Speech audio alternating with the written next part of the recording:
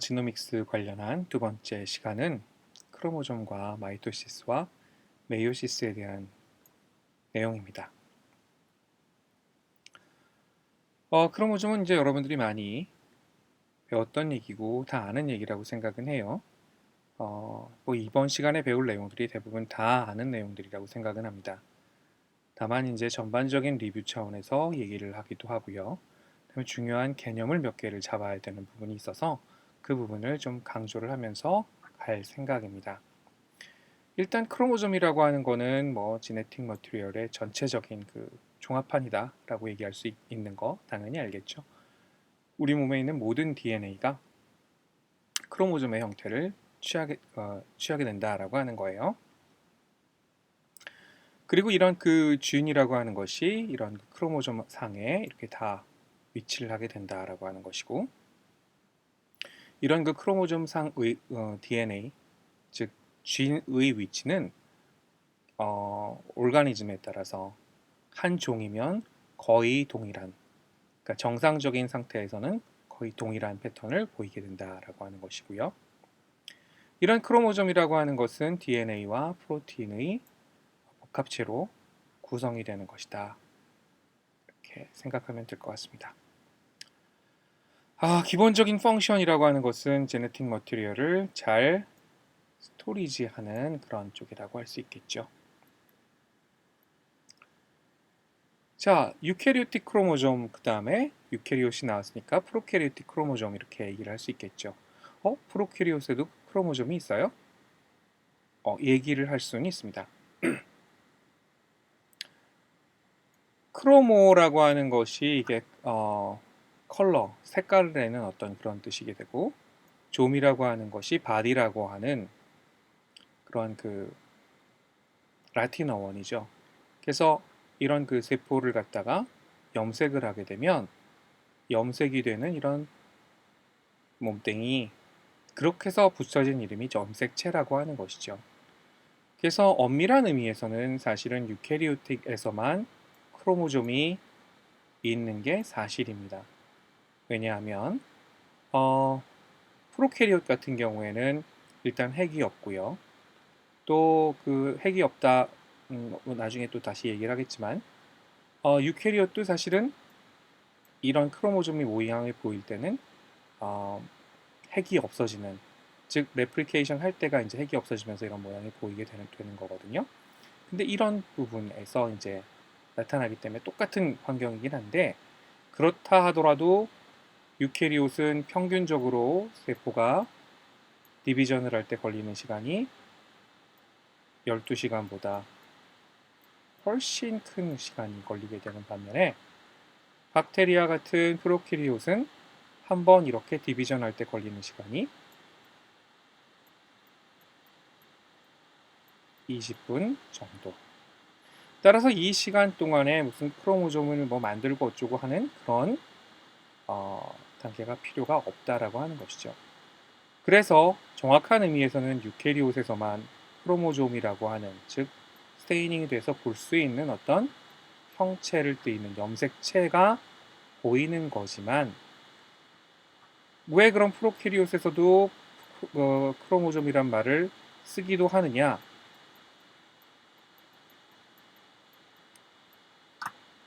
글씨 잘 못 쓰겠다, 그죠? 지노믹 DNA라는 그런 차원에서 크로모좀이란 말을 쓰기도 합니다. 프로캐리옷은 뭐가 없죠? 인트론 같은 게 없어요, 그죠?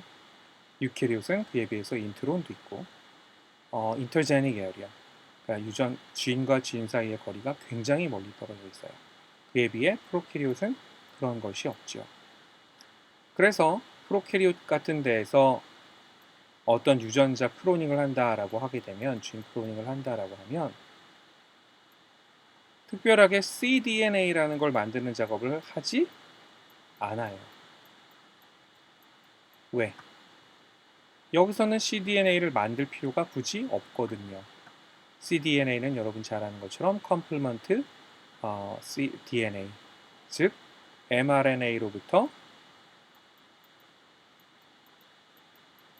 리버스 트랜스크립션을 통해서 만들어지는 게 cDNA인데 이렇게 만든 거나 그냥 지놈 DNA 끄집어낸 거나 똑같은 형태의 모습을 얻을 수 있어요. 왜? 인트론이 없으니까. 자, 그에 비해서 유캐리옷 같은 경우에는 지노믹 DNA를 뽑아서 어떤 일을 하는 것과 cDNA를 뽑아서 하는 일 사이에는 분명한 차이가 나게 되겠죠. 인트론이 있고 없고의 차이 이런 것들. 그래서 이런 인트론이 있고 없고 지노믹 DNA를 가리키는 말로 또 한편에서는 크로모조멀 DNA라는 말을 쓰기도 하지요. 자, 그런 차원에서 프로캐리옷에도 불구하고 크로모조멀 DNA라는 말을 쓸 때도 있기는 있다는 겁니다. 그러나 일반적으로는 크로모좀이라고 하게 되는 것은 당연히 유캐리옷에서 소위 말하는 그냥 쉬운 스테이닝으로 세포 내에서 모양이 이렇게 X 모양이라든지 바 모양으로 보일 수 있는 이러한 DNA와 프로틴의 그 복합체 이런 것을 우리가 크로모좀이라고 한다라고 하는 것이죠. 자, 그럼 크로모좀은 왜 만들어지는데요? 기본적으로 크로모좀의 가장 큰 목적은 컴팩션입니다. 컴팩션. 왜 컴팩션을 하는데요? 뒤에부터 먼저 좀 볼게요. DNA는 길어요. 어느 정도 기느냐? 휴먼 같은 경우에 우리가 베이스 페어로 치게 되면 3.2 곱하기 10의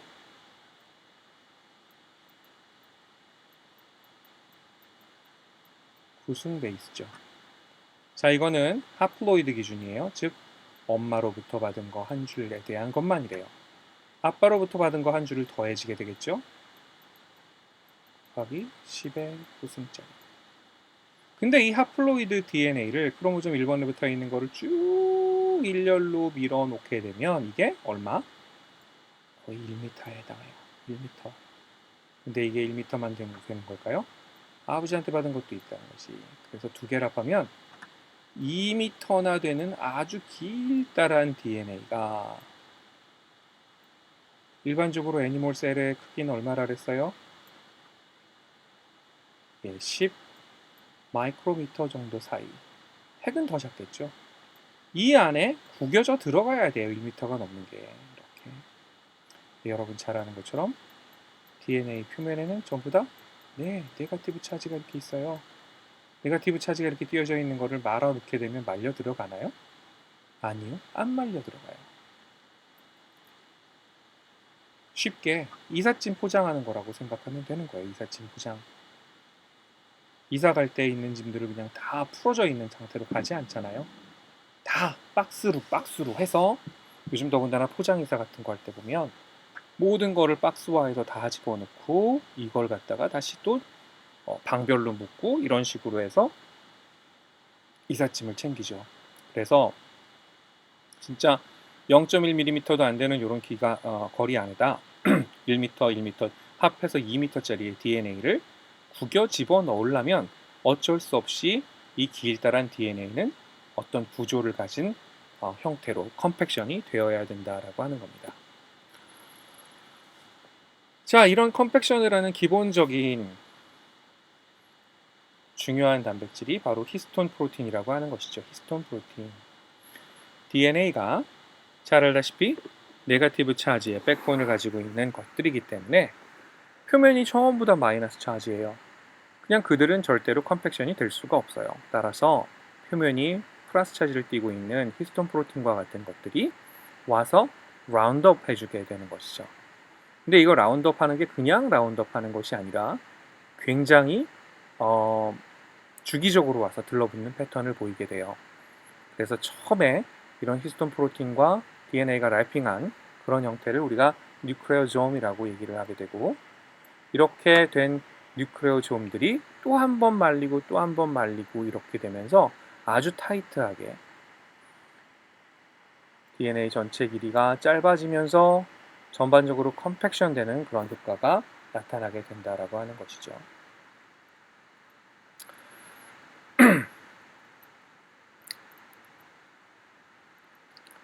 자, 그래서 우리가 일반적으로 이런 그 크로모좀의 모양은 소위 말하는 인터페이스에서는 보이지 않아요. 인터페이스라고 하는 것은 뭐냐면 우리가 셀 사이클을 크게 나누게 되면 어떻게 나눌 수 있을까요? 네, S페이즈하고 N페이즈, 즉 DNA가 신테시스 될 수 있는 S페이즈, 그 다음에 이 DNA들이 양쪽으로 마이그레이션해서 이렇게 딱 갈라지는 마이토시스 되는 요 페이즈를 우리가 M페이즈, 마이토틱 페이즈라고 보통 얘기를 하게 되지요. 그런데 우리가 이런 크로모좀의 형태는 요 마이토틱 페이즈에서만 보인다는 거예요. M과 S의 양쪽의 사이에 있다고 해서 붙여진 갭1, 갭2, 즉 G1, G2 페이스까지 포함해서 G1S, 갭2 페이스까지 해서 이것을 인터페이스라고 하고, 이런 인터페이스 동안에는 뭐가 안 보인다? 네, 염색체가 보이지 않는다. 염색체가 보일 때는 단지 마이토틱 페이스에서만 보이게 된다라고 하는 것이죠.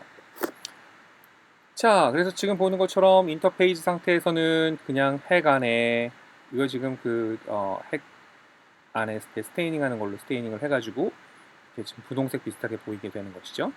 전체의 핵에 그냥 퍼져 있어요. 물론 이렇게 약간 뉴클레 아이라고 하는 부분이 좀 하얗게 보이기도 하고 부분으로 좀 더 진하게 보이는 부분이 있습니다만은 그냥 전반적으로 퍼져 있어요. 특별하게 어떤 크로모점의 모양을 보이는 건 아니죠. 그런데 프로페이즈가 되게 되면 이런 DNA들이 컴팩션을 하게 되고, 그죠? 모양이 이제 처음 보이기 시작해요. 물론 핵도 없어지는 모양을 보이게 되죠. 두 번째는 메타페이즈, 즉 이렇게 만들어진 크로모점이 세포의 가운데 부분에 배열을 하게 된다라고 하는 것이죠. 그리고 에나페이즈에서는 양쪽 끝으로 이렇게 스핀들 파이버에 붙어서 끌려가게 되고, 마지막 텔로페이즈에 있어서는 금방 사라지니? 네, 양쪽으로 해서 사이토키네시스, 즉 세포가 하나가 둘이 돼버리는 그런 단계를 거치게 된다라고 하는 것이죠. 즉 이런 크로모점의 모양은 반드시 이때만 보인다. 즉 이게 언제에 해당하는 거예요? 이사할 때가 되는 거죠. 이사할 때.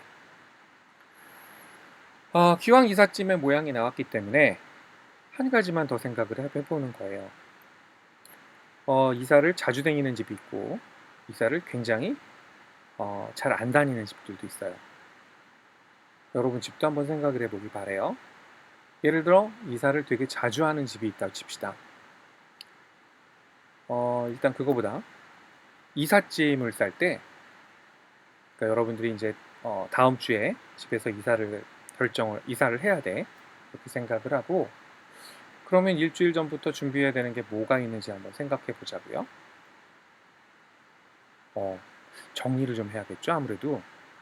그냥 그 이사하는 당일날, 물론 뭐 요즘 포장 이사 이런 게 잘 돼 있긴 하지만 당일날 막 그냥 다 때려 넣으세요 라고 하게 되면 나중에 이사 간 후에 여간 불편한 게 아니에요. 짐이 빠진 건 없는지, 또 뭐 잘못 어디 껴 들어가는 건 없는지 골치 아픈 게 한두 개가 아니죠. 그래서 보통 이사가 결정되면 그때부터 사람들은 정리를 하기 시작해요. 무엇부터 정리할까요? 그때는 짐을 싸는 첫 번째부터 당연히 제일 안 쓸 것 같은 것부터 싸기 시작할 거예요. 예를 들어 지금이 여름철인데 이사를 가려고 한다면 겨울옷부터 싸게 되겠죠. 그죠? 또 광이나 이런 데 안에, 창고 같은 데 안에 정말 오랫동안 안 썼던 물건들, 그냥 그런 거부터 싸매기 시작할 거예요. 그럼 제일 나중에 짐 싸는 건 뭘까요? 집마다 좀 다르긴 하겠지만 우리 집 같은 경우에는 늘 맨 마지막 싸는 짐은 그날 아침까지 밥 먹고 난 식기 같은 거 정리하는 게 맨 마지막 짐이었던 것 같아요. 실제로 그걸 제일 마지막에 싸지요. 이사를 가서 이 짐을 다 내려놓은 이후에는 그럼 짐은 무엇부터 풀까요? 네, 내 기억에는 우리 집의 경우에는 먹는 게 중요해서 그런지 몰라도 식기부터 풀어요. 맨 마지막에 싼 짐을 맨 먼저 풀게 되죠. 자, 이런 걸 뭐라고 할까요? 우리 세포 안에서는. 이게 소위 말하는 하우스키핑 진입니다. 우리가 일상생활을 할 때 늘 필요한 것들 있죠. 뭐 지금 얘기했던 각종 뭐 식사 같은 거를 하기 위해서 뭐 의식주라고 하니까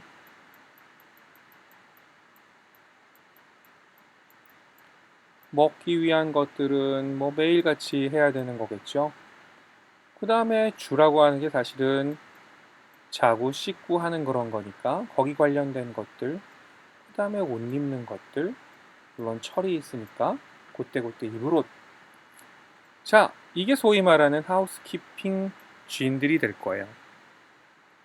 메타볼리즘에 관련하는 것들 등등등 꼭 해야 되는 것들. 자, 그런 애들은 제일 나중에 컴팩션이 되고 셀 디비전이 이루어진 다음에는 제일 먼저 컴팩션이 풀리게 될 겁니다. 세포도 똑같아요. 경우에 따라서 그런 경우도 있어요. 이사를 한 지 몇 년이 지났는데 그냥 짐이 그대로 있는 거죠. 안 쓰는 것들 그냥 묶여 있는 거예요. 이거 어디 있다 놨더라? 뒤에 있나보다. 기왕 얘기가 나왔으니까 이 얘기부터 먼저 할게요. 세포 안에 이렇게 보다 보면 크로모솜의 모양을 완전히 띄고 있지 않은 소위 말하는 인터페이스 안에서도 이런 DNA 컴팩션이 다 풀어져서 그냥 네이키드한 DNA로 존재하는 건 절대 아니에요. 왜? 이사할 땐 당연히 짐을 꽉꽉 싸야 되지만 그냥 보통 때도 그냥 이 해간에 2m나 되는 DNA가 구겨져 있기에는 너무 좁거든요. 그래서 보통 때에도 히스톤 프로틴과 감겨서 어떤 크로모솜과 비슷한 형태를 띠는데 이때는 우리가 크로모솜 전체 X 모양의 이렇게 바디의 모양을 띠고 있지는 아이고 잘못 그렸다. 다시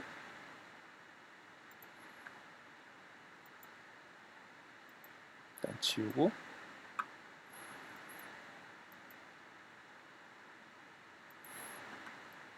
이렇게 생긴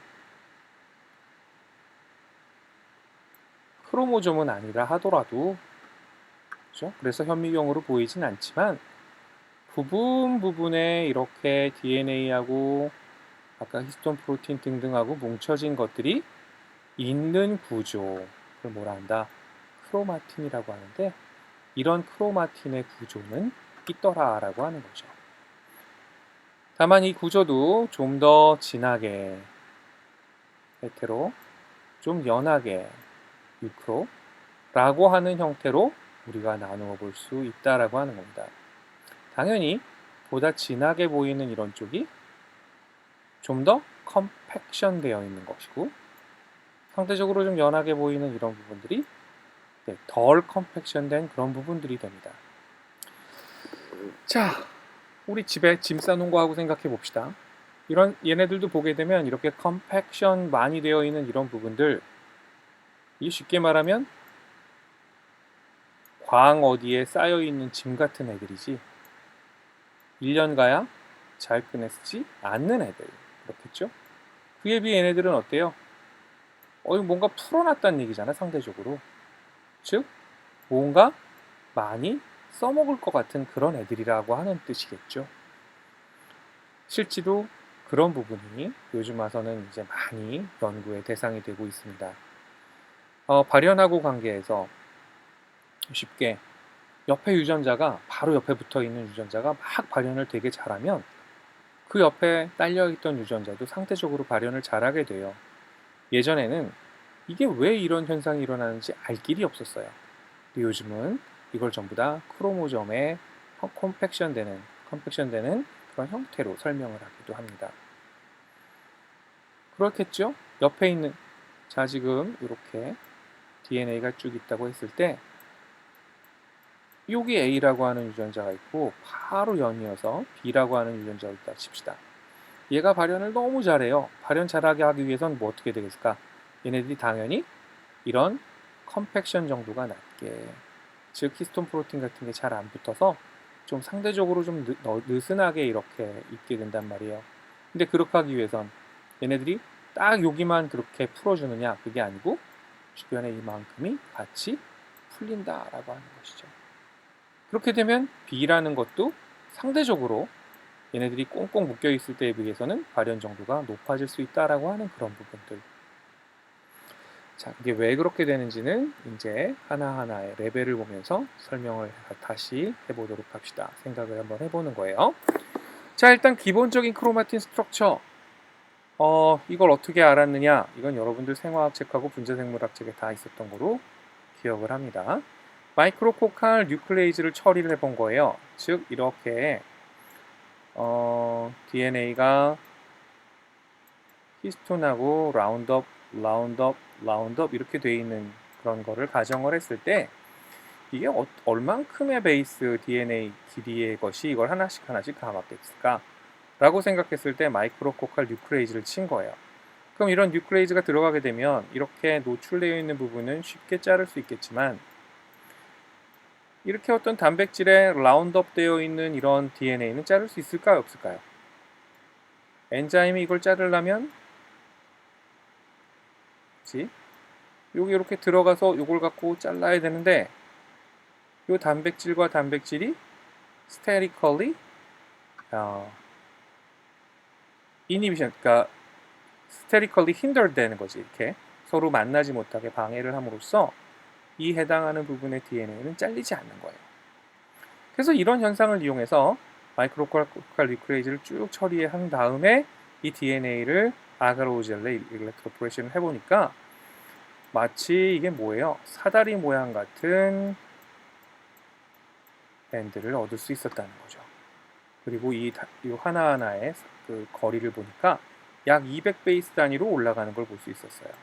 즉 이걸로 추정해 보거니 이렇게 한 번 단위로 묶여 있는 요 사이즈가 한 바퀴 돌아가는 요 DNA의 거리가 약 한 200베이스가 아닐까라고 생각을 했고 요것을 우리가 모노누클레오솜이라고 이름을 불렀다라고 하는 거죠.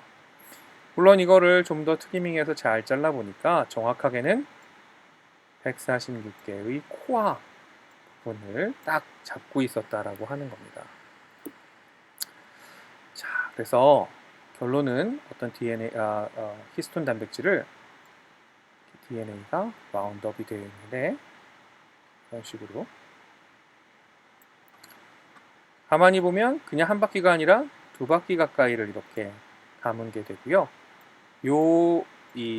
뭐랄까 단백질 이쪽 면에서 보게 되는 직경이 약 한 11나노미터 정도 되는 파이버가 결론적으로 형성이 된다라고 하는 것들이죠.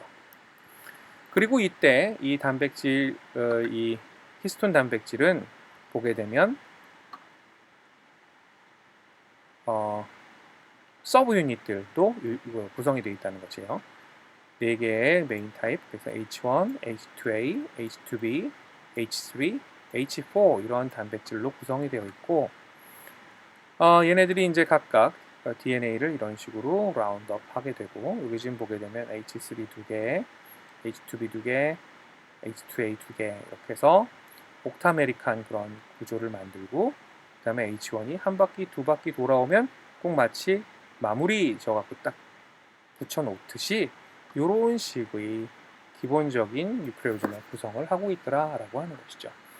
그래서 이것을 이 거리가 약 한 11나노미터가 된다고 해서 이거를 10나노미터 크로마틴 스트럭처라고 보통 얘기를 하고 이것이 퍼스트 레벨의 크로마틴 스트럭처라고 이해될 수 있는 것입니다. 보다 자세한 거는 여러분 이제 생화학 책이라든지 분자생물학 책에 있는 것 같은데 단백질들이 기본적으로 8개 옥타메릭한 그런 구조가 있고 라운딩하고 그 다음에 H1 단백질 딱 묶어주는 그런 형태의 모습을 취하게 된다라고 하는 것이죠. 자, 근데 이것이 아까 잠깐 보여준 것처럼 그냥 한 번에 끝나고 마는 것이 아니라 한 번 돌면 그 다음에 바로 연결, 그 다음에 바로 연결, 마치 묵주 혹은 염주가 이렇게 끈에 이렇게 꼬여 있는 것처럼 이렇게 DNA를 감고 있는 10나노미터 크로마틴 스트럭처가 연이어서 나오는 그런 형태를 보통은 취하고 있다라고 하는 것이죠. 여기에는 사실 히스톤 프로틴 말고도 옥타모 프로틴과 H1 요거 말고도 다른 넌 히스톤 프로틴들도 꽤 많이 붙어 있을 수 있다라고 하는 것이에요. 그리고 이것이 어떤 조절을 하는 그런 경우들도 꽤 많이 알려져 있고요.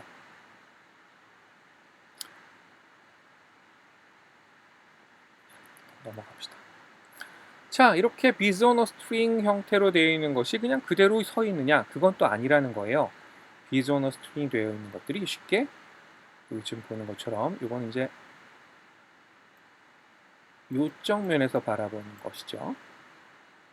이게 말려있는 그런 형태의 모습이다 보니까 naturally 스스로 또 하나의 또아리를 만들어가요. 이게 지금 그림을 보게 되면 한번 이렇게 말려가고 그 다음 게 또 말려가고 다음 게 또 이런 식으로 말리다 보니까 얘네들끼리 그냥 내비두면 자연스럽게 이렇게 지네들끼리 또아리를 틀면서 모여가는 스트럭처를 만들더라라고 하는 거죠. 근데 이렇게 한 바퀴 원을 그릴 때마다 6개 덩어리의 기본적인 뉴클레오점이 위치를 하는 것처럼 보이게 된다라고 하는 거죠. 그래서 이렇게 전진하는 것처럼 나오기 때문에 그거를 또 다른 옆에 면, 이쪽 면에서 이렇게 보게 되면 이렇게 어느 쪽으로 전진하는 것처럼 이런 식으로 파이버가 형성이 되게 되고 이때 여기서부터 여기까지의 거리가 약 한 30나노미터 정도 되기 때문에 이것을 30나노미터 파이버 또한 세컨드 레벨의 크로마틴 스트럭처라고 보통 얘기를 하기도 한다는 것이죠. 자, 이런 세컨드 레벨의 크로마틴 스트럭처는 또 한 번 이제 컴팩션이 됩니다. 자, 요게 이제 쉽게 말하면 30나노미터짜리 파이버예요. 이 30나노미터짜리 파이버가 그냥 그 채로 있는 것이 아니라 이것이 자, 첫 번째 나와요. 넌 히스톤 프로틴, 히스톤 프로틴이 아닌 이런 프로틴에 이것이 일종의 스캐폴드가 돼서 물론 여기 붙는 부위도 아무나 붙는 게 아니라 정확하게 어떤 애들이 딱 어떤 부위가 붙는다라고 하는 게 디파인 되어 있긴 합니다. 이런 식으로 와서 붙어버려요. 그래서 그냥 이렇게 널브러져 있는 기다란 로드 라이크 쉐입의 모양이 아니라 중간중간을 한 번씩 접어서 여기다 붙인 것 같은 이런 형태의 모양을 갖게 된다라고 하는 것이죠. 그리고 그때 이 평균적인 요 길이를 보게 되면 이게 300나노미터 정도 된다고 해서 이것을 300나노미터 크로마틴 파이버라고 보통 얘기를 하기도 한다는 것입니다. 자, 그리고 이렇게 만들어진 것이 서드 레벨의 크로마틴 파이버, 크로마틴 스트럭처라고 얘기를 할 수 있겠고요. 그럼 이거는 여기서 끝나는 것이 아니라 이렇게 만들어진 300나노미터짜리 파이버 역시 마찬가지로 여기 보이죠? 이런 식으로 또 이렇게 또아리를 틀면서 전체적인 어떤 구조를 또 만들어가기 시작하죠. 물론 이것들 붙는 부위도 굉장히 정확하게 디파인이 되어 있어요. 어느 부분하고 어디 부분하고가 이렇게 구조적으로 굉장히 옆에 있는 그런 구조를 갖고 있더라. 그리고 그때의 다이아미터의 평균을 보게 되면 약 한 700나노미터, 그래서 이 경우에는 700나노미터의 크로모점 파이버라고 보통 얘기하게 되고요. 그리고 이것들이 모여서 최종으로 만드는 모습이 바로 크로모점의 오버올 스트럭처입니다. 그리고 이 사이즈는 1400나노미터, 그러니까 약 1.4 마이크로미터 정도, 많이 써지네. 마이크로미터의 크기를 갖는다라고 볼 수 있겠습니다. 자, 그런 단계들 있다 보니까 지금 요거랑 연해서 설명하다 보면 어느 부위는 이렇게 열려 있는 데라고 볼 수 있고 어느 부위는 이런 단계, 어느 부위는 이런 단계, 어느 부위는 아예 이런 정도로 덴스하게 팩되어 있는 거를 생각할 수 있겠죠. 자, 우리가 이제 이게 지금 전부 다 유캐리ot에서 보고 있는 거니까요. 이런 유캐리오틱 시스템에서 어떤 유전자의 발현이 돼야 된다고 생각해 봅시다. 그 유전자는 여기 인코드 되어 있다고 생각을 해봐요. 여기 인코드 되어 있다고 생각을 하고 그것이 여기 인코드 되어 있다고 생각을 하고 또 여기 인코드 되어 있다고 생각해 봅시다. 자, 여기 인코드 되어 있는 경우에는 트랜스크립션 팩터가 바로 여기를 둘러버리면 돼요. 밀어낼 놈이 하나밖에 없죠. 여기 경우에는 이 주변에 있는 구조들을 같이 좀 풀어줘야 트랜스크립션 벡터가 들어올 수 있을 거예요. 자, 서드 레벨 같은 경우엔 얘네들이 또다시 이런 식으로 컴팩션이 되어 있는 것이죠. 이렇게 생긴 구조가 여기 또 붙어 있잖아. 그럼 이런 것까지도 다 풀어 헤쳐 줘야 되는 부분이에요. 자, 여기서는 더 많이 풀어 헤쳐 줘야 되겠죠. 상대적으로 이런 레벨이 낮은 구조를 갖고 있는 것들이 훨씬 더 발현을 잘하게 된다라고 하는 거죠. 반면 이렇게 굉장히 컴팩션이 크게 되어 있는 데는 발현을 거의 하지 않는다라고 하는 겁니다.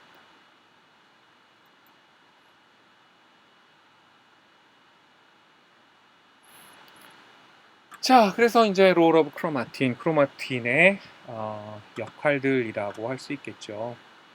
그래서 이 역할에서 이제 제일 중요한 것들 중에 하나가 바로 진 익스프레션을 레귤레이션 한다라고 하는 것이 요즘 와서는 제일 중요한 하나의 기능처럼 되어버렸어요. 즉, 얼만큼 DNA하고 타이트하게 붙어 있느냐에 따라서 그 해당하는 유전자 부위가 얼만큼 잘 발현을 할 수 있다, 없다 이런 부분이 될 것이고요. 이와 관련돼서 각종 모디피케이션이 잘 알려지게 되어 있는 부분이지요.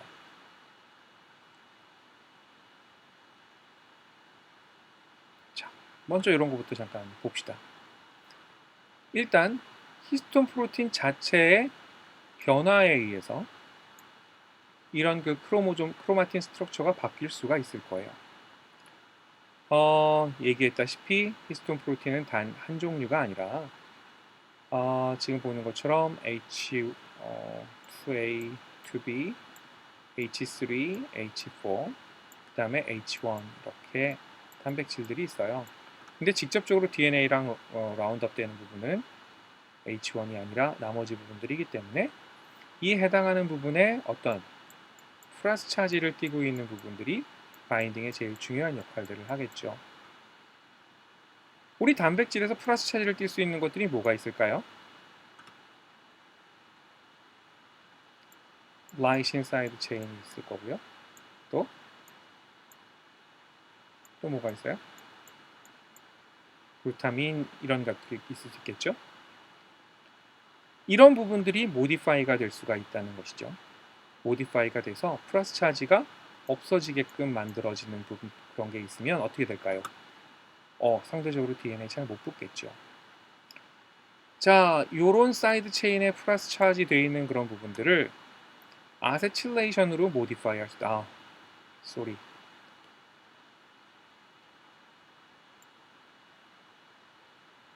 지금 무슨 생각을 하고 있었는지 모르겠는데. 다시 할게요. 라이신과 아르지닌 같은 거죠. 글씨 쓰다가 착각했어요. 아르지닌 같은 거. 이런 사이드 체인에는 플러스 차지를 띄고 있기 때문에 그 플러스 차지 띈 것들을 없애버리면 상대적으로 DNA하고 잘 바인딩을 못하게 되겠죠. 따라서 루즈한 크로마틴 스트럭처가 만들어질 거예요. 이런 모디파이를 제일 쉽게 할 수 있는 게 바로 여기다.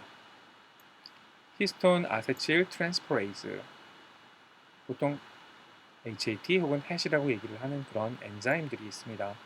이런 엔자임들이 아세틸 그룹을 여기에다 옮겨주게 되면 플러스 차지를 띈 것이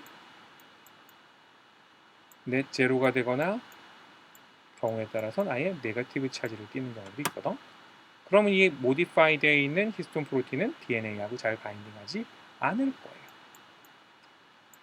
반대로 레귤레이션 하는 경우도 있죠. 이렇게 플러스 차지를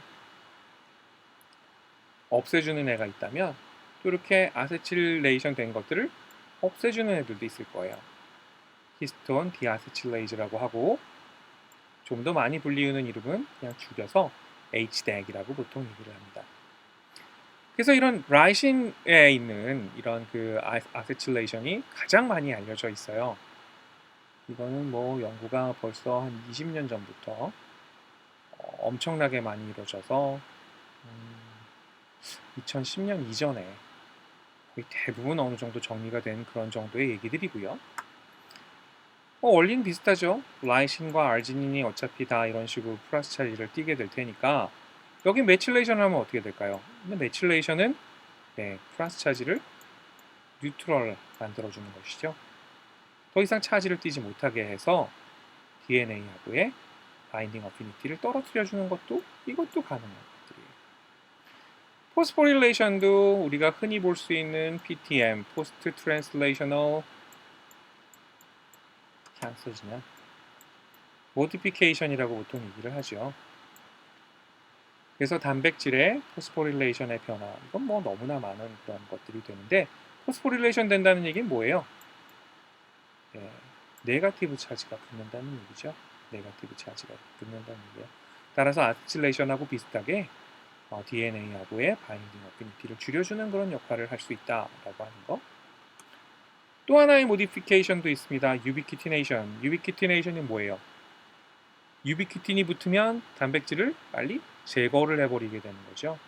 제거를 해버린다, 히스톤을 없애준다 이런 얘기는 크로마틴 스트럭처를 중심으로 생각하게 되면 크로마틴 스트럭처를 루즈하게 만들어주는 게 되는 것들이죠.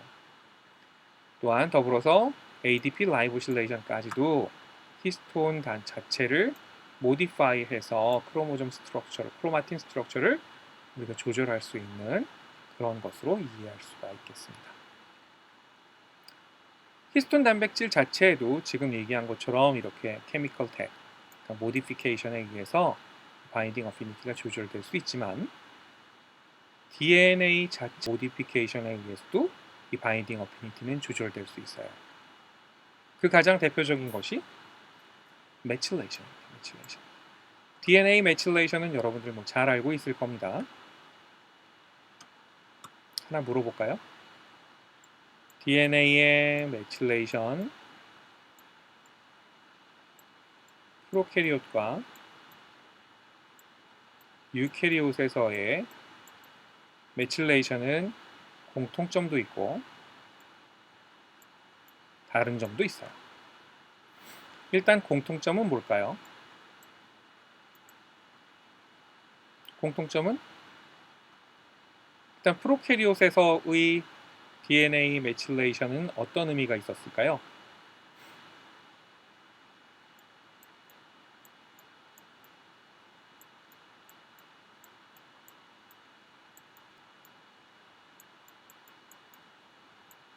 DNA 리페어 생각해 봅시다. DNA를 레플리케이션을 했어요. 레플리케이션 했는데 미스매치가 났어요. 결론적으로 이렇게 딱 보니까 여기 A가 딱 있으면 여기가 T가 왔어야 됐는데 여기가 C가 왔네. 미스매치가 됐어. 그러면 이것이 이거 잘못 만들었는데? 그래서 어느 쪽을 고쳐야 될 거예요. 그죠? 어느 쪽을 고칠까요? 누가 고치죠 일단? DNA 폴리머레이즈 1이 고치는데 누누이하기는 얘기지만 DNA 폴리머레이즈 1 눈이 있어요? 없어요. 그럼 이게 어떤 쪽이 잘못된 거 어떻게 알아요? 두 줄을 쭉 봐요. 상대적으로 메칠레이션이 많이 되어 있는 쪽이 올드 스트랜드겠죠. 그래서 DNA 리페어 때 어떤 게 더 오래된 올드한 그런 스트랜드인지를 찾을 때 메칠레이션이 기준이 되는 경우가 있어요.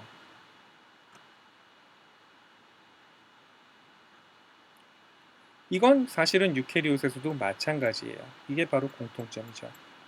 메칠레이션 된 그런 부분들을 보면서 어느 쪽이 올드 스트랜드인지를 볼 수 있어요. 그건 당연하겠죠. 모디피케이션은 상대적으로 오래되어 있는 것들이 좀 더 많이 되어 있겠죠. 자, 이제 그럼 차이점을 볼까요? 프로캐리옷에서는요, DNA 메칠레이션은 거의 아데닌 베이스에 이루어져요.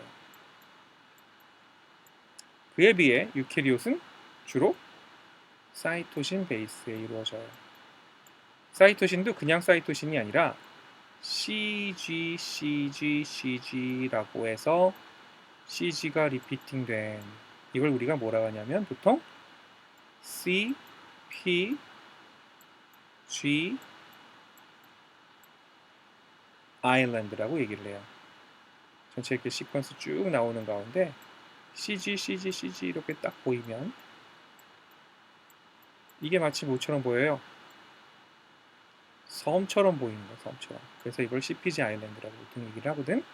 여기에 매칠레이션이 돼요. 가장 큰 차이죠.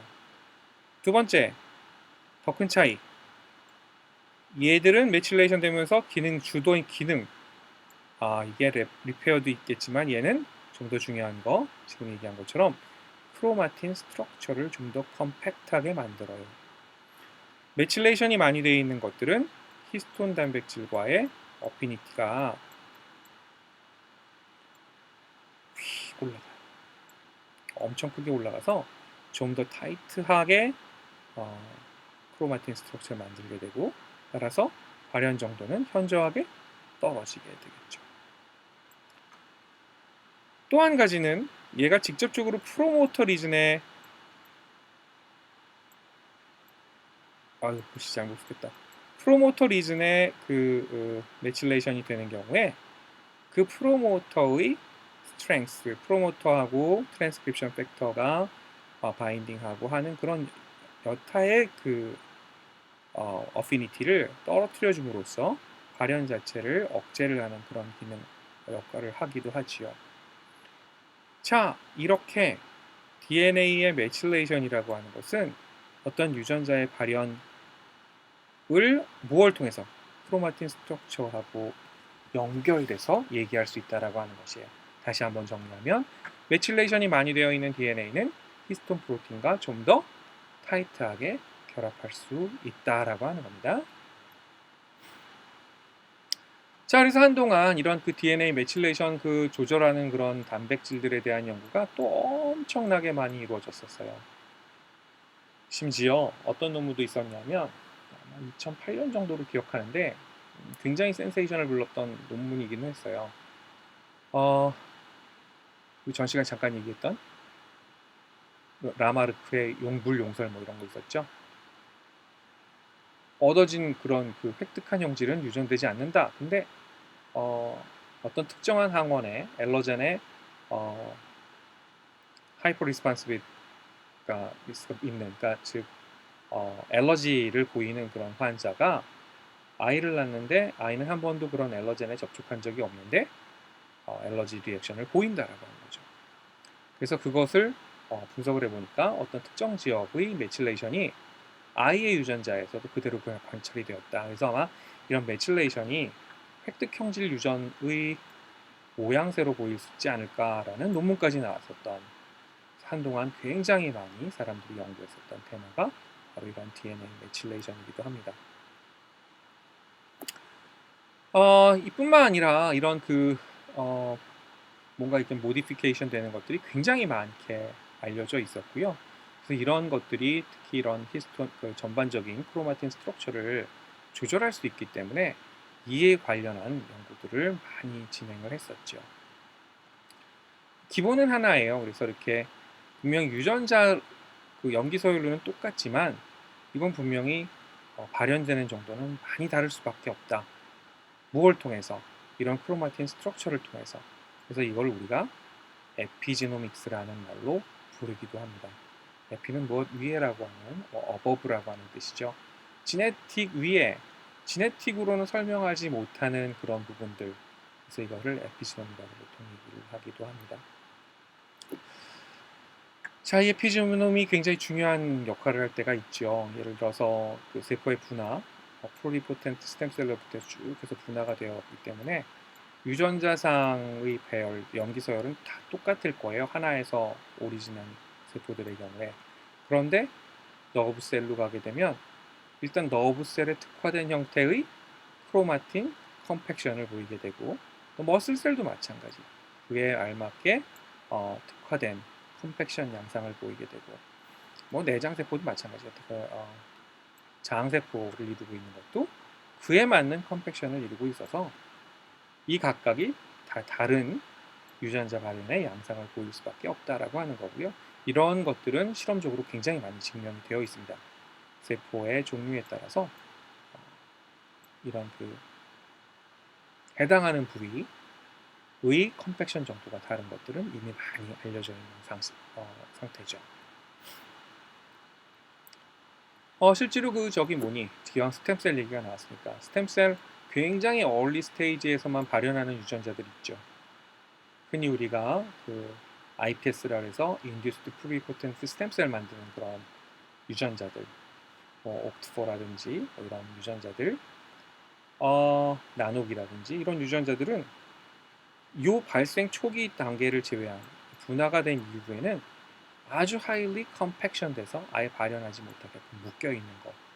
그래서 분화된 이후에는 아예 발현이 잘 안 되게끔 되어 있는 이런 것들도 많이 알려져 있어요. 자, 그래서 이제 사실 몇 개의 슬라이드는 미국 휴먼 지놈 리서치 인스티튜트라는 데에서 일반인들 교육하는 슬라이드를 그냥 갖고 온 거거든. 그래서 이런 에피제놈에는 우리의 그런 환경적인 요인들이 굉장히 많이 작용할 수밖에 없다라고 하는 그런 부분들이죠. 어떻게 먹느냐에 따라서, 또 어떤 톡신에 노출되느냐에 따라서, 어떤 피지컬 액티비티를 보이느냐에 따라서, 또 스트레스를 어떻게 받느냐에 따라서 이 내용이 굉장히 많이 차이가 질 수 있다라고 하는 거죠. 그래서 사실 뭐니 아이덴티컬 트윈, 일란성 쌍생아 같은 경우에는 유전자 염기서열 똑같잖아요. 1번부터 꼴번까지 모든 염기서열 똑같은데 사실 보다 보면 이런 일란성 쌍생아 구분이 가능해요. 옆에서 보다 보면 점 같은 거 위치도 다르고요. 그다음에 심지어 키가 다른 쌍생이 있어요. 일란성 쌍생아. 그걸 지금 다 뭐라고 설명하냐? 바로 이런 것. environmental factor라고 보통 얘기를 하죠. 뭘 먹었느냐, 어떤 톡신을 노출했느냐 이런 여러 가지에 의해서 에피제놈, 즉 아마 메칠레이션 같은 게 바뀔 거고 그로 인해서 나타나는 발현되는 패턴이 달라질 거다. 염기서열이 아무리 똑같으면 뭐하냐? 발현되는 유전자의 패턴이 달라지게 되면 나타나는 형태가 많이 달라질 수밖에 없다라고 하는 그런 개념입니다. 자, 그 다음에 이제 사이토제네틱에 대한 얘기를 잠깐 할까 해요. 사이토제네틱, 이거 전 시간에 잠깐 얘기를 했던 부분입니다. 양수 검사 같은 거를 통해서 얘가 유전적으로 건강한 애인지 아닌지를 본다, 뭐 이런 얘기 했었죠. 그래서 세포 안에서 크로모좀의 모양을 보고선 어널리시스를 하는 그런 방법을 흔히들 사이토제네틱이라고 얘기를 하게 됩니다. 보통 그래서 이 크로모좀의 형태를 보기 때문에 라이트 마이크로스캅으로 다 볼 수 있어요. 쉽게 그냥 한 400배 정도만 돼도 볼 수 있고 일반적으로는 800배 현미경 넣어놓고선 보는 것이 가장 일반적인 그런 방법들 비저블 라이트에서 충분히 볼 수 있다라고 하는 건데요. 다만인데 요거를 이제 잘 그냥은 보이지 않기 때문에 특별하게 밴드 패턴 같은 거를 하기 위해서 특별한 다이스톱을 이용해서 이거를 염색을 하게 되죠. 이 방법은요. 일단 지난 시간에 잠깐 얘기한 것처럼 이런 크로모좀이 보이려면은 반드시 마이토틱 페이즈에 일단 가야 되겠죠. 그래서 모든 세포를 일단 마이토틱 페이스로 갈 수 있도록 싱크로나이즈를 해주고요. 요 상태 딱 와 있을 때 세포를 깨고 염색 물질을 집어넣어서 염색을 이렇게 하는 거죠. 그래서 GM4 스테이닝이라고 하는 걸 하게 되면 그렇게 해서 얻어진 밴드를 G밴딩이라고 하고 어떤 특별한 플로레센 다이를 집어넣어갖고 밴딩을 할 때 Q밴딩이라고 하고 뭐 기타 여러 가지 밴딩 패턴이 있을 수 있습니다. 다만 이제 우리가 제일 많이 흔히 보이는 이 밴드 패턴은 GM4 스테이닝의 결과로 얻어진 G밴딩의 결과고요.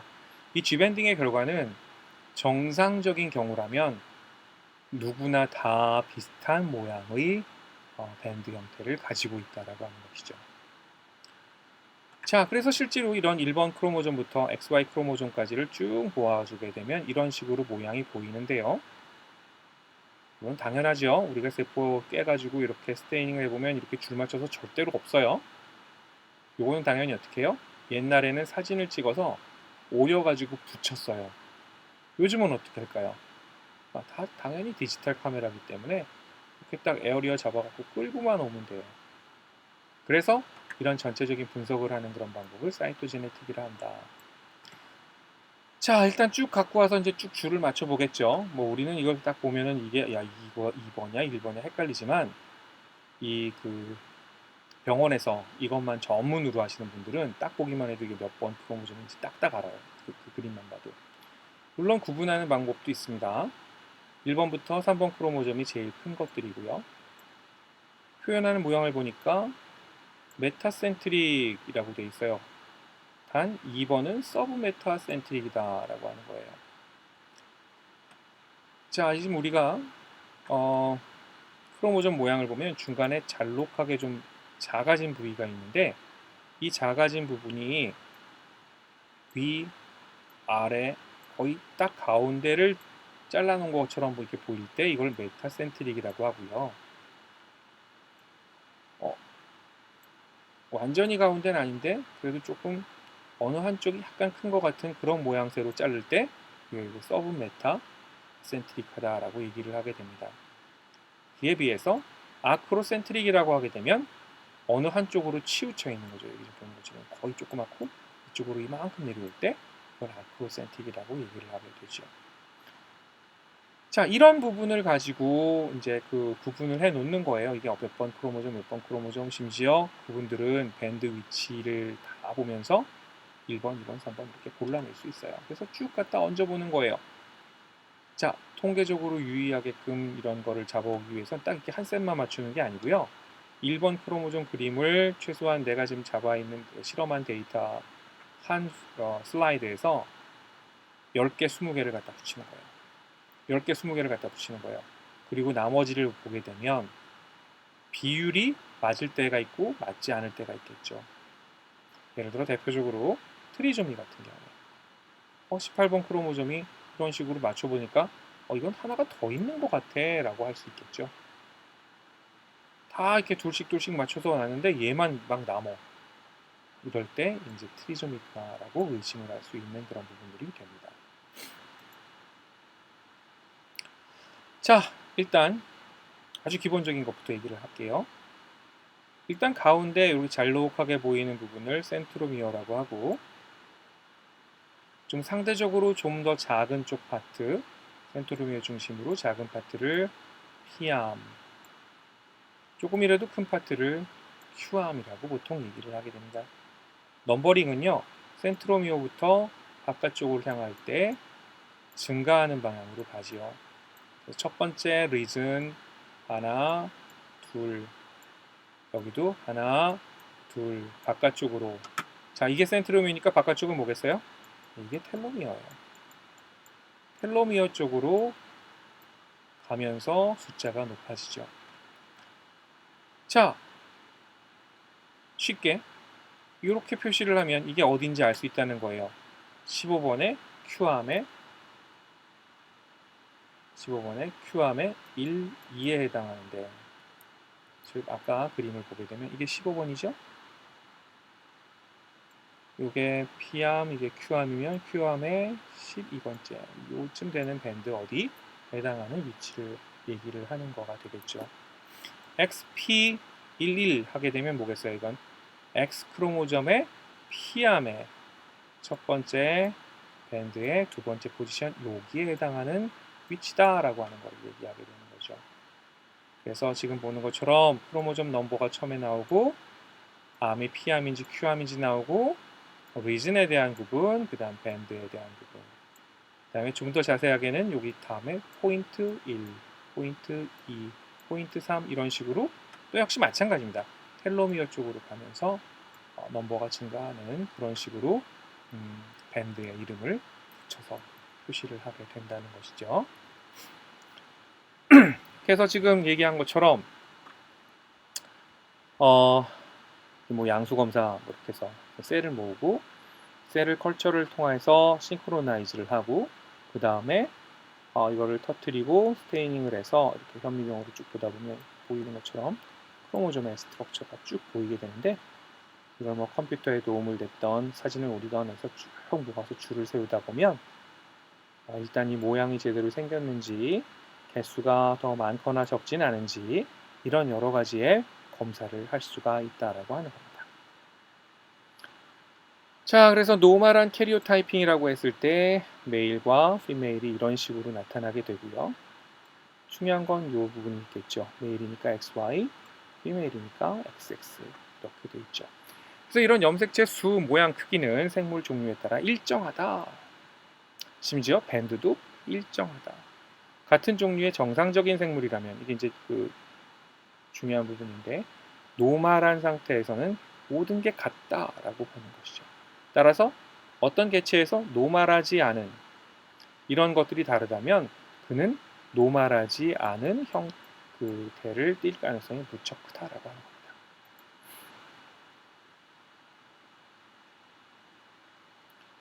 자, 그래서 지금까지 만들어 놓은 그런 밴드들 보다 자세하게 그린 그림이 바로 이런 그림입니다. 한 가지만 더 말하자면 이 센트로미어라고 하는 이 부분은요, 사실 컴팩션이 제일 크게 되어 있는 부분이에요. 완전히 타이트하게 붙어 있고 실제로 이 부분 안에는 유전자가 없습니다. 거의 없어요. 발현도 못할 텐데 뭐 여기 딱 묶여 있으면.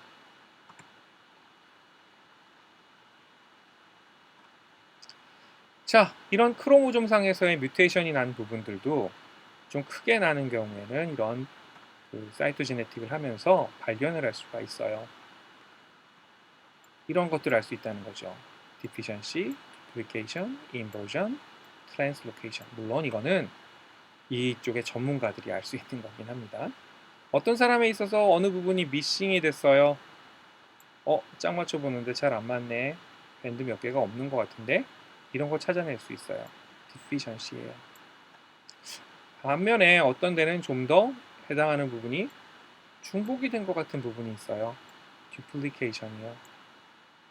어느 부분은 밴드 패턴이 뒤집어졌어요. 이런 거 알아내는 거 진짜 대단하지 않나?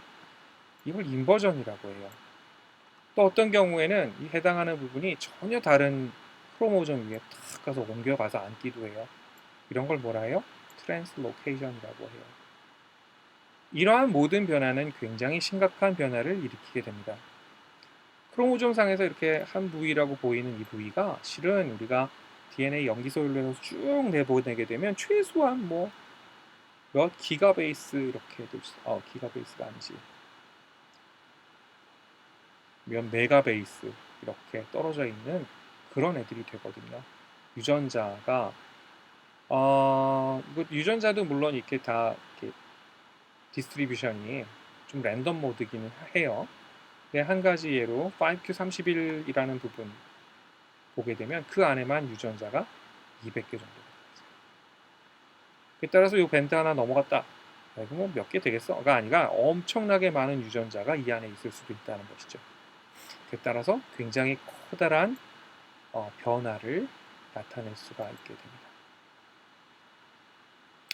자, 그래서 주변에서 흔히 볼 수 있는 몇 가지의 크로모조մ 디스오더에 대한 예를 여러분들한테 소개를 해주려고 해요. 다운 신드롬은 아마 제일 많이 알려져 있는 질환이죠. 가장 대표적인 거는 얼굴 모양이에요. 얼굴 모양 이렇게 생긴 게 이 질환의 가장 대표적인 그런 형태가 됩니다. 또한 손금 있잖아요. 손금 그림이 나오는데 손금이 보통 제일 많은 손금은 뭐 이렇게 생긴 손금이 제일 많을 텐데 이 다운 증후군 환자들은 이렇게 이 두 개의 손금이 붙어버린 형태의 손금을 갖는 경우가 많이 있고요. 그 다음에 보통 키가 좀 작고 뇌가 좀 작고 인종을 떠나서 대부분의 인종에서 다 이 다운 신드롬의 경우에는 이런 형태의 얼굴 모양을 갖게 됩니다. 이분은 사실 되게 유명한 프랑스의 배우예요. 제8요일이라고 하는 그 영화에서 주연을 하기도 했었고요. 재밌는 건 재밌다고 해도 되는지 모르겠는데 좀 이상한 건 잘 이해가 안 가는 건 자, 이전에서 봤던 것처럼 어떤 부분이 없어졌다든지 뒤집혔다든지 이런 경우면 이해를 하겠는데 얘는 그냥 하나가 더 많은 것 뿐이에요. 근데 이렇게 큰 문제를 야기를 한다는 거죠. 더 심각한 건 파타우 신드롬이에요. 이건 13번 크로모좀의 트리좀이에요. 3개가 있다는 얘기죠. 하나 더 많을 뿐인데 이 경우에는 더 심각합니다. 이런 특징이 있어요. 소두, 안구, 구순팔, 구개팔 등등등. 그래서 1년 이상 살기 어렵다는 거예요. 페이터라는 에러라는 얘기예요. 왜 그럴까요? 부족한 게 아니라 뭐가 하나가 많을 것 뿐인데 최근에 와서 이게 많은데도 불구하고 문제가 되는 것들에 대한 이유가 좀 많이 설명이 되고 있습니다. 이제 양쪽으로 이동을 하고 할 때 어떤 특별한 부분에 이런 그 크로모즘이 붙어서 가게 되는데 그 상태에서의 큰 에러가 어떤 문제를 야기한다라고 하는 그런 쪽의 설명들이 요즘은 이제 많이 따라가곤 있습니다만은 아직까지 정확하게 왜 많은데도 불구하고 문제가 생기는지에 대한 것들은 잘 알려지지 않은 상황이에요. X염 색채가 하나 더 있는 경우도 있죠. 크라인펠터 증후군이라고 하는 이런 건데 X염 색채를 하나를 더 가진 그래도 Y염 색채를 갖고 있기 때문에 겉모습은 메일인데 완벽한 메일이라고 보기 힘든 그런 형태가 되죠. 한 7, 8년 전에 어떤 치료를 의뢰를 한번 받은 적이 있었는데 치료라고 하긴 좀 그런데 연구를 좀 할 수 있겠냐고 의뢰를 받았는데 XXYY였어요. 이건 정말 처음 보는 그런 케이스여서 궁금하긴 했는데 스터디를 계속해서 진행하는 건 무척이나 어려웠어요. 딱 한 사람밖에 구할 수가 없기 때문에 보편화를 할 수 있는 게 전혀 없었거든. 그래서 고민을 좀 하다 관뒀는데 이 경우에도 뭐 표현형은 이제 일단 Y 염색체가 있었기 때문에 남성으로 나타났지만 이 환자가 20몇 살이었던 걸로 기억하는데 진짜 거의 대부분의 병은 다 갖고 있는 성인병을 다 갖고 있는 그런 질환의 모습이었죠. 참 이해 안 되는 것들이죠. 많은데도 불구하고 어떤 질환이 생기는 것들. 그에 비해 뭐가 없어서 문제가 생기는 경우도 있습니다. 터너 증후군이라고 하는 것은 모노조미 X예요. X 염색체가 하나밖에 없어요. 두 개가 하나예요. 당연히 Y 염색체가 없는 상황이기 때문에 겉으로 드러나는 모습은 여성이지만 여성의 완벽한 기능을 가지는 못하는 특성을 가지고 있고 그 외에도 기타 다양한 기형이 보고가 되는 그런 상황들이 됩니다.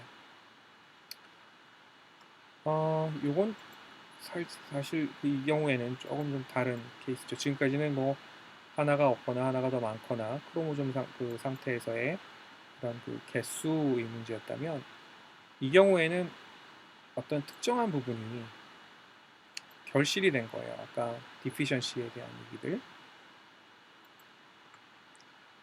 이 파셜 딜리션, 숏암의 그러니까 5번 크로모점 숏암이 일부분이 결실이 된 거예요. 이 정도는 것처럼. 약간 짧아졌죠. 근데 소두, 안구경미, 아몬드 모양의 안열, 소악 이런 형태가 나타나요. 그러면서 말도 제대로 못하고 고양이 우는 것 같은 그런 소리를 낸다 그래서 퀴두챗이라고 하는 이름이 붙은 그런 질환입니다. 지금 보는 것처럼 사실 이런 크로모좀상에서의 변이는 일반적으로 굉장히 큰 장애를 일으키는 경우가 많아요. 우리가 어떤 경우에는 진짜 싱글 포인트 뮤테이션에 의해서 딱 염기서열 하나만 틀려가지고 달라져가지고 그로 인해서 환자가 되는 경우도 있는 걸 생각하면 어떻게 보면 굉장히 당연한 것 같은 그런 부분들이 있지만 아까도 계속 얘기한 것처럼 뭐 없어서 문제가 되는 건 이해할 수 있겠지만 하나가 더 많아서 생기는 이런 병증에 대한 연구는 앞으로도 좀 많이 진행이 돼야 되지 않을까 하는 생각을 하게 됩니다. 테크닉 하나를 소개하자면 FISH라고 하는 테크닉이 있어요. Fluorescence in situ hybridization. in situ라고 하는 것은 그냥 그체, 생체로 뭐 이런 뜻이죠. in situ, 그러니까 세포에다 놓고 그냥 바로 스테이닝을 하는 거예요. 아까 그 크로모좀의 모양을 볼 수 있는 조건을 걸어주고요.